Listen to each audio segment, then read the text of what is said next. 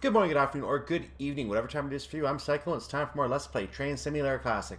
Well, I did kind of hint that I wanted to do this, and you can see I've now got the 801 selected here. We are on the East Coast Main Line, London to Peterborough route. You can see that I have DLC, of course, going all the way down to, I believe it's down to about here with the 321. So I still have a lot of things I can play. The 180, the 91 is in here. But today we're going to do the Class 801. And the reason I'm doing that is because I actually do have something in mind that I want to show you from the workshop. I'll get to that in January, but for right now I'm going to go ahead and just show you the scenarios that come with the route right now. The only reason I'm doing this and then delaying the other thing until January is because I want have some Christmas content I want to show you as well. So we're going to go ahead and explore the 801 scenarios this week. We're going to take a break from Miami and we're going to do the 801. We're going to finish Miami in January as well. So just to give you an idea of some things to look forward to, we are going to finish both of those. And I do have other items I want to bring up as well that I want to show you. So I do have a lot of things planned for this channel. For now, like I said, the 801. Now, the first scenario I already took a look at, the one we're doing today, morning commute to Stevenage. It turns out that the legal top score is literally only 800 points.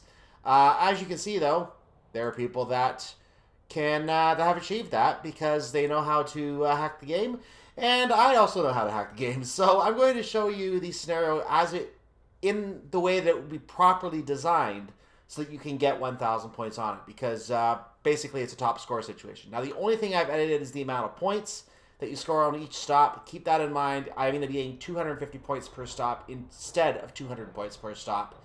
That's the only thing I've changed. Other than that, it's the exact same scenario, timetable, everything. If any stops cannot be made on time, we're going to see that, and I'm not going to be editing that. You're going to see it exactly as it is. So I've given myself the best chance to get that top score just to show how it should be done. Let's get started.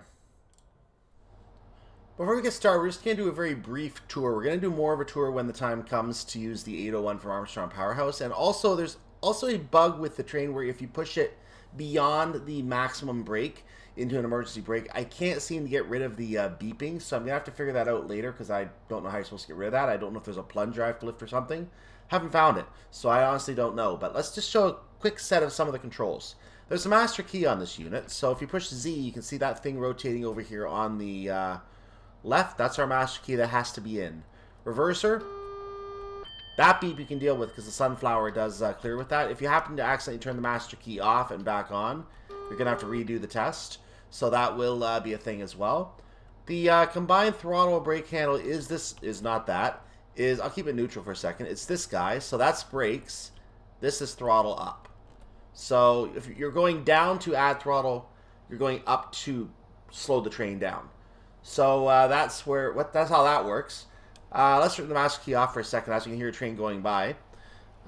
There's also a sander, of course, which you can see it coming on there when I push the button X to do sanding. So there's the sander. Now, that's not one of the major controls, obviously. The headlights we're going to show you when we get the train going because you're going to see that out the front. The emergency brake is backspace like always. Pantograph, you can raise and lower the pantograph with P. Can't really show you that here, but the button for that, let me see if I can find the button. It's down here under, nope, it's not the right button. Oh, maybe it's this one. Yeah, pan down is right there, and I think pan up would be, yeah, there's pan up. So the pan up, pan down. You see that green button on the far right of the display? It's the blue and the red one next to it on the left. So those are the pantograph buttons to raise and lower it as necessary. Wipers, of course, are V. I'll show you where that switch is at least. I can't. Never mind. I don't see where it is. Okay, I don't see the switch on here. That is interesting. Where is the wiper switch? I'm going to try to locate the wiper switch for you. It's actually right next to the there's actually an icon right there next to that same green button, and the wiper switch is actually over there on the right. So now I see where that is, and it seems to be an on-off setting. You can see where, and I can see why I didn't see it before. You can see that it only goes on and off, so you can only choose one setting. So all the other settings there, they're not relevant. We're not going to have those other settings. Now again, maybe the Armstrong Powerhouse model has those. I don't know. So we'll just assume that it does for now until we see otherwise. Forward coupler, I'm not going to worry about. That's for coupling trains. I don't think we're going to do that in these scenarios. AWS acknowledge is the same as always. And where is that? I don't see. I need to see where that is for the purpose of you people who like pushing buttons. It's that yellow button. I should know that. That yellow button right there. Ignore the train going by. It's a busy area around here. And the last thing, of course, is I showed you the power handle, and the horn is the last thing I want to show you. It's a one-tone horn. There's no second tone. Again, the Armstrong Powerhouse model will fix this. And also the sounds will probably be more accurate. Let's get to the scenario, shall we? Before we begin, you can see I'm in the editor, and the reason I'm in the editor is because there's a problem with the scoring in this scenario. Let's find the player train here. You can see that I have 4 timings on this timetable. We're going to look at those in the very, very soon in the future here, but for right now, let's OK out of this. I'm not even going to worry about what the alert was for that, because I don't care right now what that is. But if I click on the scenario marker here, if I double click rather, there we go. You're going to notice that the points for each stop, if I can get to the career scoring, there it is, the points for each stop is 200. That's not going to help us very much because the top score is clearly only 800 points. So we're going to set that to say 250. I'll just go ahead and change the rest to 250 because I can. Why not? It's just the 3 different types of rivals. 2 of them don't really apply to anything. Hello? There we go. It still works in the background, I guess. So what I'm doing is I'm changing those to 250 each. I'm going to go ahead and save my copy of this over the... In fact, I can do it for this item as well. What is this? Stopping point bonus. There we go. Just, why not? So there's the 240, 250. There we go. So I've set those 250. I'm going to go ahead and save that. I'm going to go ahead and copy the scenario file like I normally would into the original, and then we're going to go ahead and play this with the modified scoring so we can see if there's any achievements tied behind this impossible to achieve score. So again, this is just for my own testing purposes. I don't necessarily advise that you do this, but you can. You don't have to. You can. There are people who do this, I guarantee you. And because they want to, you know, brag. Anyway, let's play the scenario.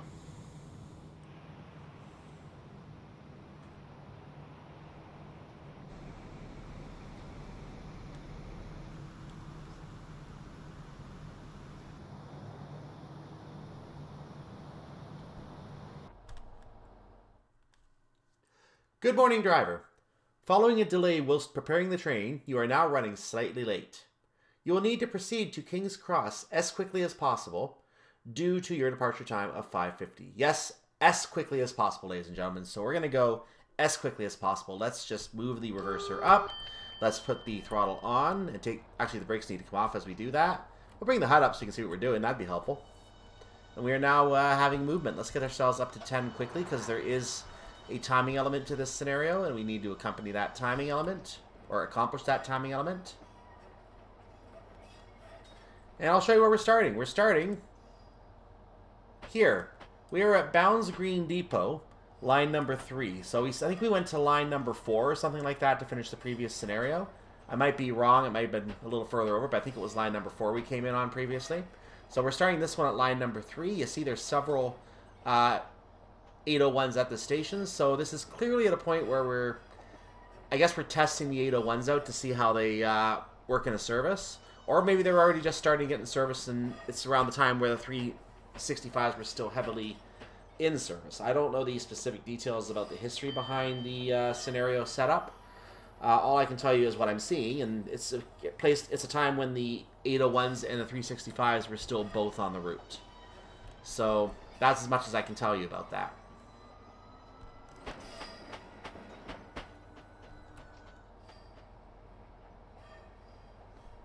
Now that said, I do have information for the trains in the scenario, and we're going to bring them up as we go from time to time because there's just too many to track.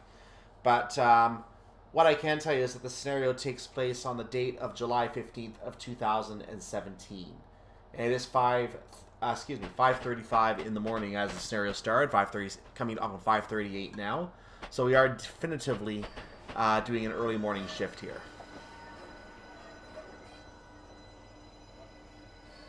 Getting ourselves up to 25. You notice that the speed limit sign says 25 further ahead. I think it's just coincidence that the 25 is where it is because that's probably on the line itself, on that line that we're on itself. But it also happens to be that the area behind it, where we were, was also 25, so we were able to go earlier for that reason. I don't know why, but it's okay, so we were able to do it. We just hit 60 miles per hour as our speed limit. We're now going to go to a P4 throttle setting. We're going to increase that throttle. Now, I didn't show you, but we left Bowes Park next to Alexandra Palace. So we're not going to see Alexandra Palace directly on the route. We're already past it. But it is very, very close to Bowes Park. And you could say the depot serves the Alexandra Palace area as a train depot.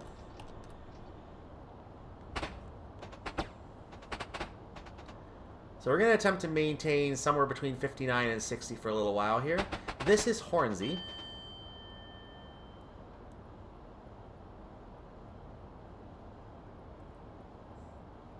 From Hornsey, we're going to be seeing Haringey next, which will be followed by Finsbury Park. So the normal entrance into the London King's Cross area, the same stations, they don't change.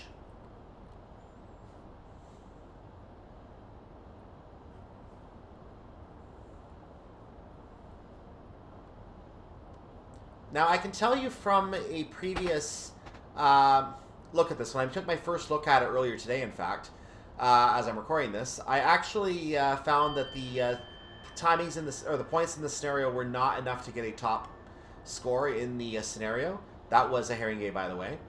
So what I did was I went ahead and modified the points scored in this scenario. That's something you can change very, very quickly and easily. And you don't even have to be good at hacking the game in order to do that. That's why you see those 1,000-point scores everywhere. People just extract the scenario, do a little edit, and they're done. That's all you have to do. And you can get 1,000 points in any scenario quickly, easily, even being late a few times if you want to, if you set it properly. So, yeah, that is possible. I went ahead and did it differently to make sure it was saved properly, but we won't talk about that.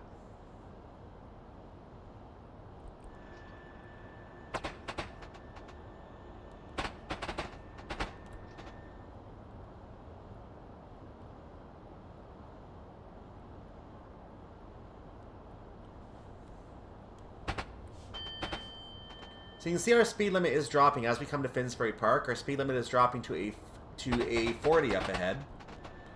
So I'm going to start doing a minimal brake application here. I'm going to actually do a heavier brake application because I think I'm not going to get anywhere close to 40 by the time I approach the sign. So we're going to do a 1/3 application in the brakes here. Now I'm going to bring it off because I am coming down very, very slowly. So, or very quickly down to that speed. So minimal application for a moment so I don't lose too much speed. I will increase it again.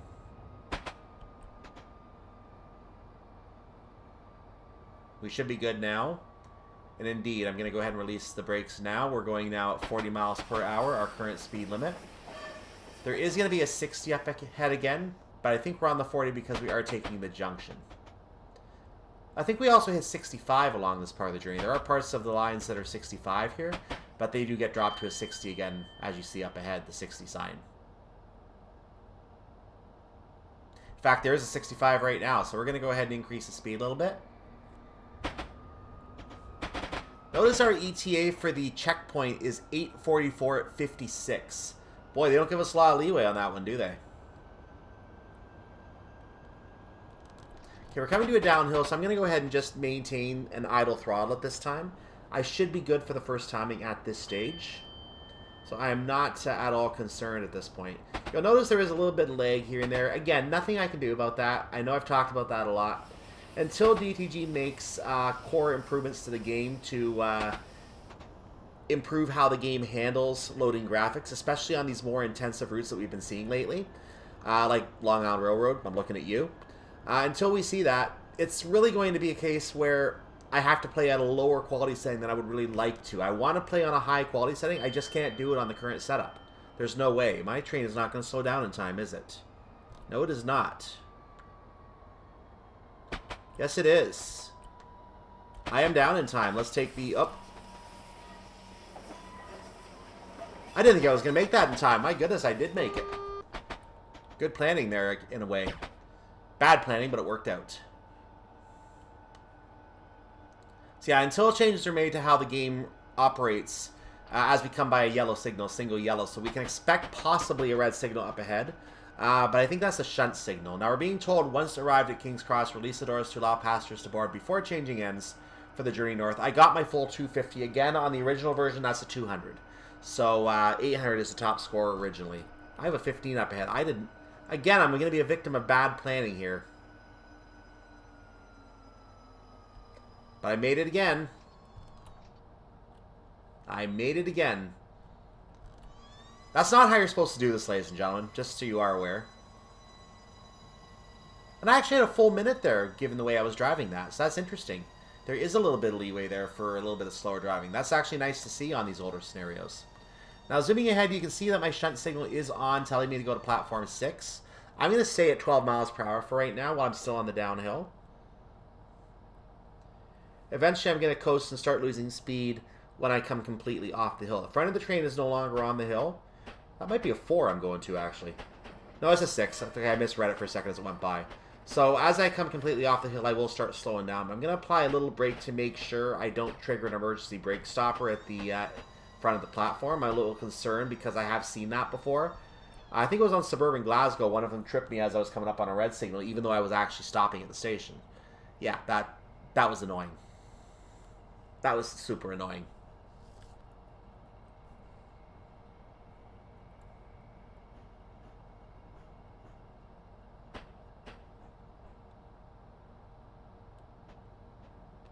So I'm going to just pull in fully here. As you can see, my arrival time is 5:46 for this. So 5:46 and 37 seconds, I think, is the exact amount. Like, those small numbers are really hard to read, but I believe that's what it says. Yeah, that's what it says. So a little bit more brake here as I come close to the end of the platform. I want to get the entire train into the green. That is the objective here, because that will allow me to have the signal at the other end of the train, available at the other end of the train. So if there's another train that has to leave, I'm not in the section, I'm not pulling out ahead of them and possibly screwing up the scenario. So that's what I'm trying to avoid doing. I am far enough in now that I can bring the train to a full stop and open the doors, and we can begin boarding. We're going to change ends in the meantime.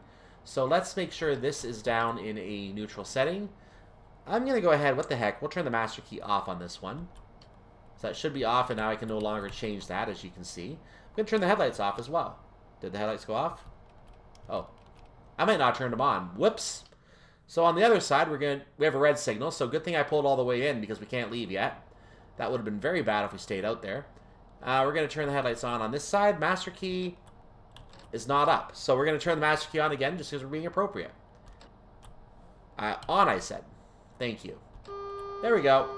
And let's go ahead and change the view back to the F3 HUD because that's a nice, smaller, and much more pleasant experience for the information that I need. And we're going to go ahead and take a look at the train as we prepare to leave London King's Cross for our upcoming service.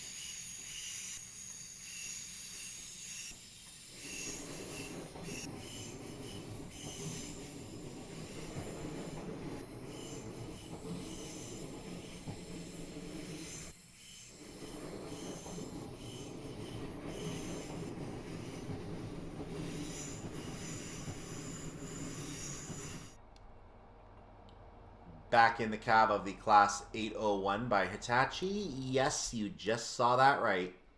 That train is traveling with its doors open. And the doors are heard opening on the other side. Let me actually check out of curiosity what happens on the other side of the train. That is the... Oh, that's comical. Okay, feel free to just walk through the train and... boom. Mind the gap. Mind the trench. We're back in the cab of our train now.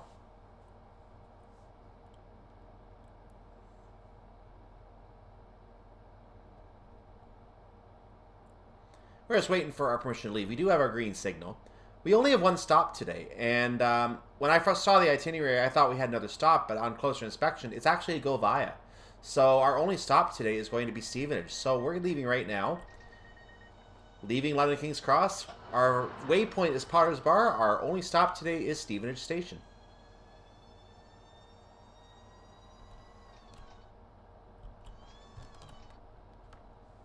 And it turns out, based on the first two timings, I think we're going to have plenty of time to make this journey.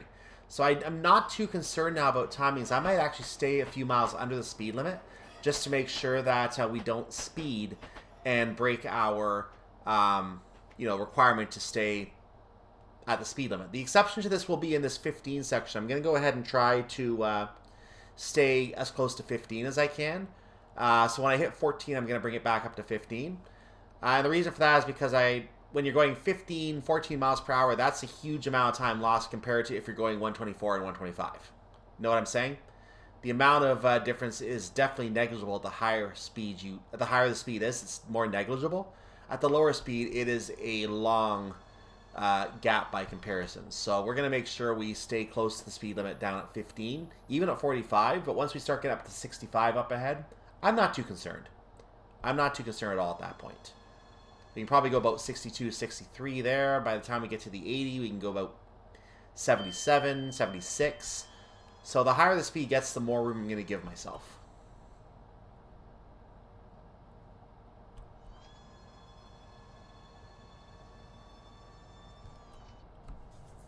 There's the 45, so I'm going to go ahead and hop on the horn. Well, not the actual horn.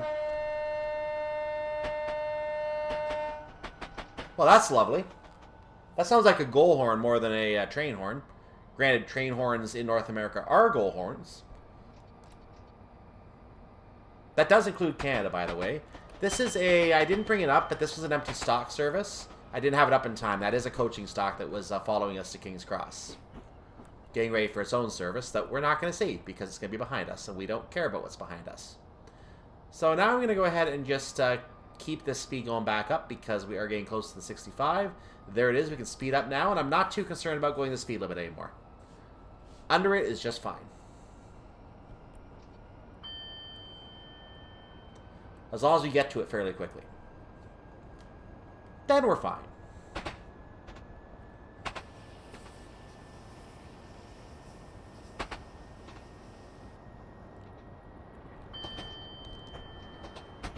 Now, there are only two Hitachi 801s besides ours in this scenario. One starts at King's Cross, so that clearly is not that one. That service, without me even bringing up the information, I can tell you is the Firm Park to London King's Cross service. And that was a, if I'm trying to make sure I don't speed here, that was the 545, sorry, that was the 440 service. They left at 4:40 in the morning, so that's what that was. Now, I believe we've already gone through Finsbury Park. I might be, based on the speed limits, I think we've definitely gone through Finsbury Park at this point. So we're probably going to be seeing Haringey, which I don't believe has a station on the high-speed line. I believe it's just on the outer lines.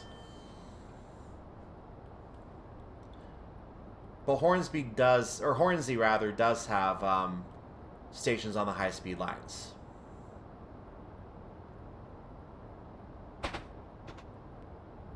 And that means this is Hornsey, if I'm remembering that correctly. So there we go. Or have we already gotten to Alexander Palace? Are we already there? Seriously? Maybe that was actually Finsbury Park.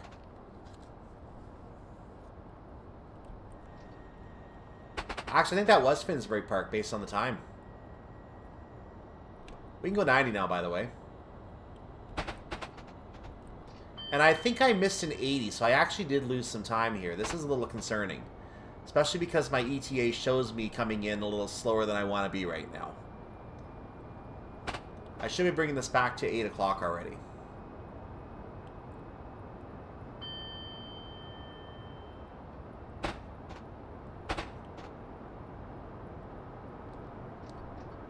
Yeah, this has got to be Haringey right here. And this track definitely did not have a platform that I could see. Oh, I didn't want to brake. But now we're at 95, so we can head back up to a P2 setting for a moment.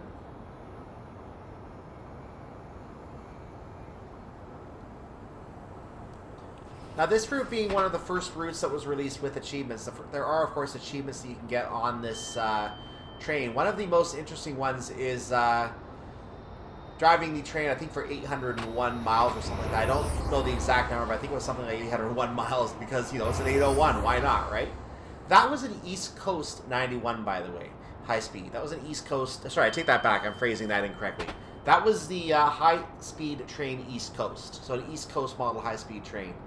Being that was the only one on the route, I can tell you that service as well was the 550 Bounds Green to London King's Cross. So that's what that train was going by. This, I think, was Hornsey.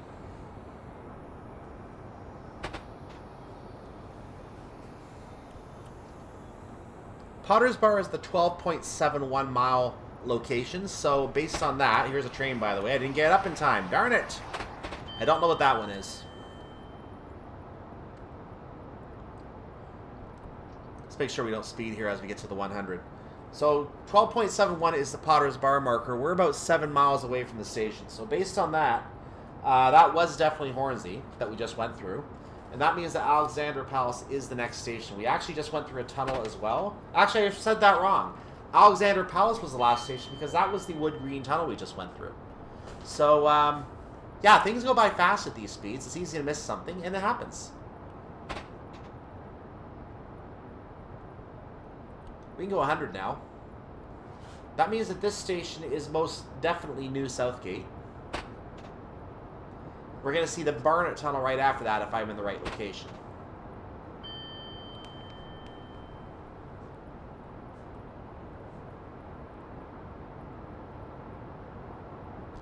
Don't speed. I can hit 101 and I would still be okay, but there's no indication of when you hit the point that you're speeding because the decimal is now missing. So the lack of the decimal means it's a little harder to maintain your speed. If that circle was a little bigger, they probably could keep the decimal in there. But they probably just didn't want to do that for 3-digit numbers. So 3-digit speeds. You can see the 100.0 and then it disappears. So there's that Barnet Tunnel that I mentioned. This is a very, very small tunnel. 0. Wait a second. That seems longer than it should be. Oh well, I'm assuming Oakley Park is our next station. Actually, that was a third of a mile. I guess that was the right length. That was a third of a mile in length, so that was correct.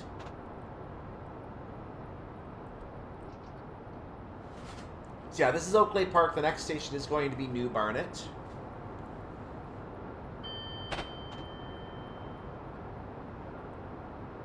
And now we're at very, very high speeds, so we should be able to avoid speeding easily here. If we hit 110, that's probably going to be good enough.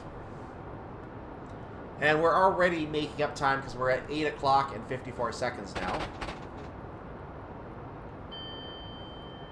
I'm pretty sure you can be on time even if you go through Potter's Bar thinking it's a stop and start slowing down. Then you realize as you get the timeliness bonus, oh hey, I don't have to stop here. So I'm pretty sure you can still be on time even doing that. So there's probably going to be a signal holding us from getting into Stevenage until they're ready for us.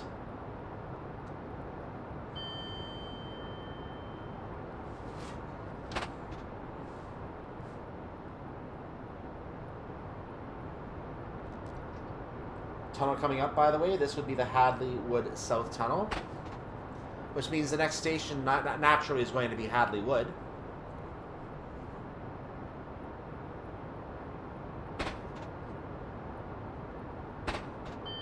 And that's the Hadley Wood North Tunnel coming up. Or tunnels, I should say, with an S, because there's 2 of them. Slow line gets it as well. Actually, never mind, though. It's not just the slow line. The both lines in the other direction come from the other one. So there you go. Now this would be another tunnel, the Potter's Bar Tunnel, which means our waypoint Potter's Bar is very clearly marked up ahead. Again, it is not a stop, so we're just going to carry right on through. No issue.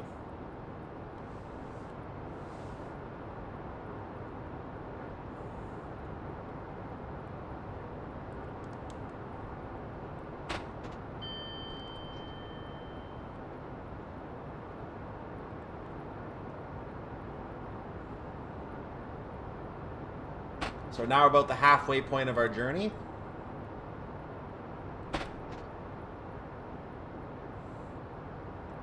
Here's Potter's Bar.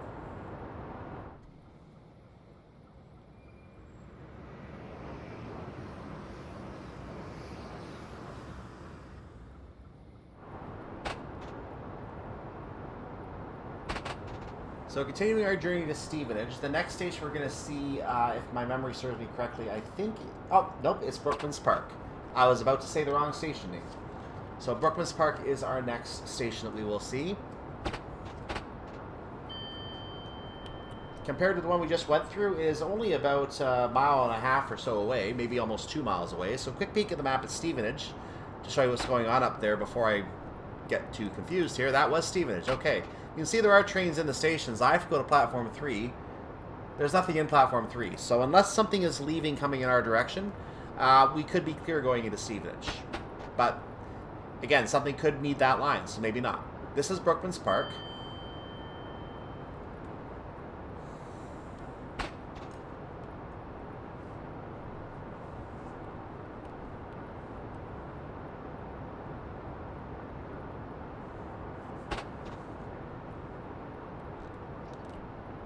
I did not want to turn on the brakes. I want to idle the throttle, so a little accident there, but I was getting a bit close to the speed limit, so it doesn't hurt.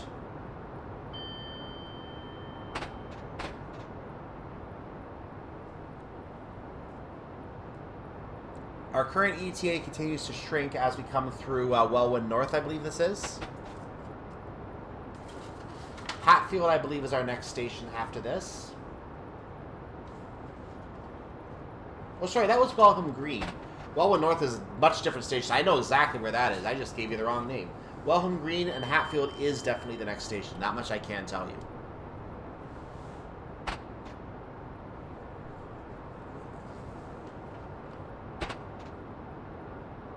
And after Hatfield, we're going to see Welwyn Garden City, where we ended in our very first scenario, and we began our second scenario.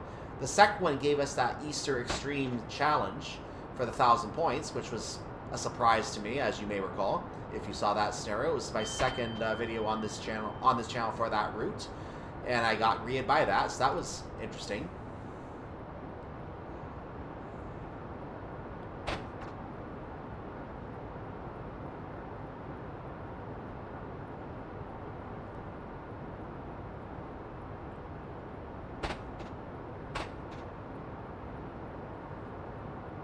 This is Hatfield, I believe, the split station setup. And we're also going to be going under the A1057 as we leave the Hatfield area.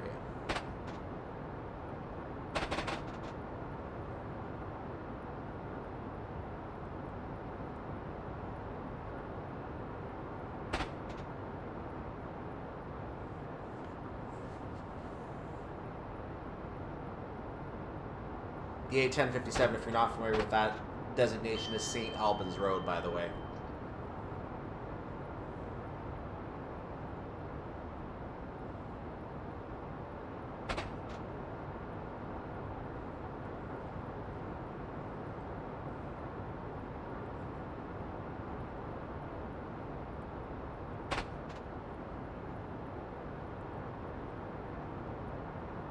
We still have not hit our mythical 125 speed limit.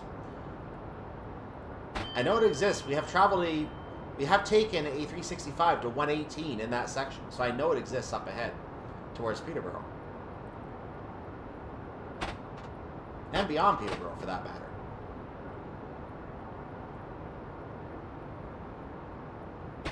.125 straight into a buffer. That's the way to do it, ladies and gentlemen.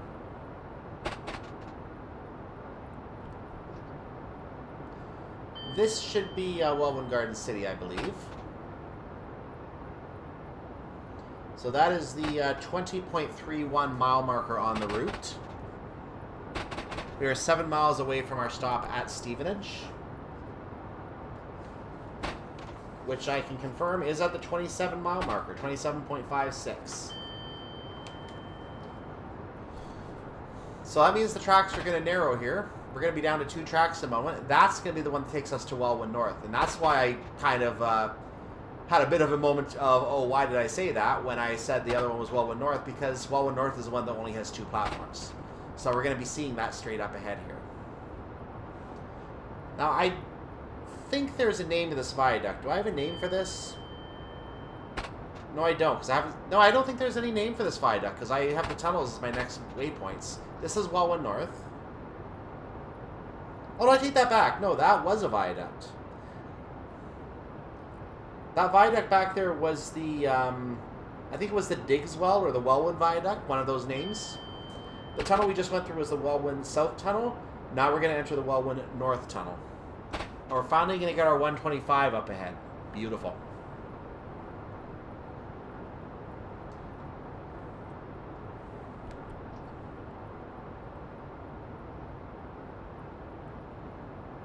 As we come out of the Walwyn North Tunnel, we're going to be crossing another viaduct. This viaduct will be the Robbery Lane Viaduct. It's listed as a voided structure. I don't know why it's a voided structure or what that means, but that's what the viaduct is we're going to be crossing here. And why they named it after robbery, I have no idea. We have a signal. We're going to have to slow down here. So I'm down to a 60% brake application to see what's going on up ahead. I think the signal was a yellow signal. I just it went by so fast I didn't even notice it because I was looking at my paper, reading the Robbery Lane information. So I believe it's a red signal about a mile away from us. If we're getting signaled that far out down to a yellow, we must be following somebody.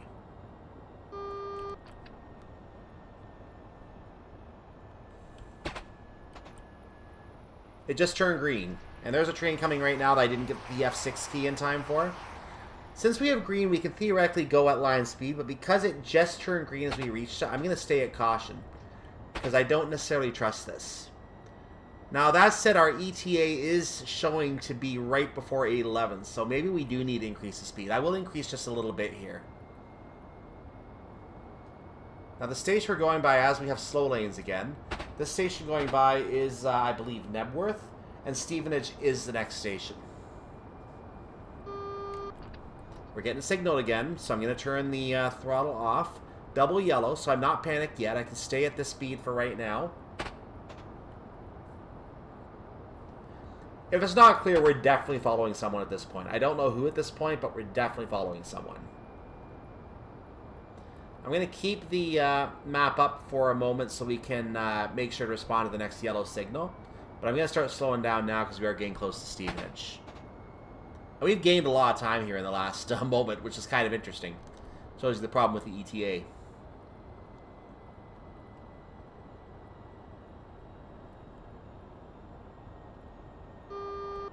That does look like a single yellow aspect, so the station is protected. Quick peek at the map as I slow down a little bit. I'm going to show you when we go to the station up here. You can see there is now a train in the platform. He is leaving right now. That's London King's Cross to King's Lynn service. That train is the one that left ahead of us.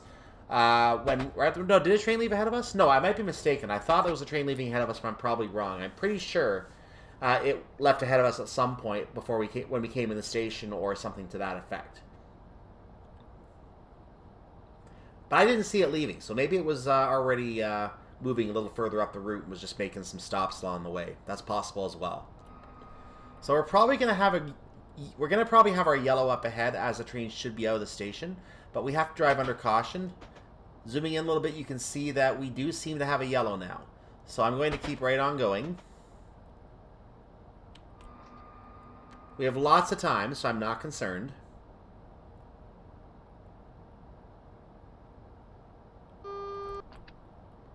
So that is indeed our yellow. You can see it more clearly now because we're around the curve.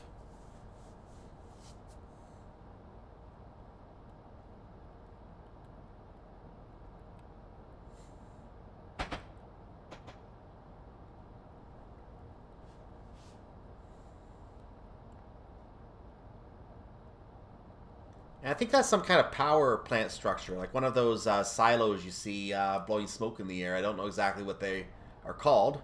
I've heard the name before, I just can't remember it. You see, over the course of a lifetime, you get a lot of data that you have to try to put in your mind. Again, I forgot to hit the key. A lot of data you have to put in your mind, and it's like a computer. There's only maybe about 5 terabytes of memory up there. So what you remember does get corrupt over time, and you actually have less and less storage space over time. So, you know, we're like a computer. You just forget things over time. Or you delete things from your memory. Once in a while, you have to dig something out of the recycle bin. I'm hoping I'm not going to go too far here, but I want to get far enough in the platform that I can come to a full stop.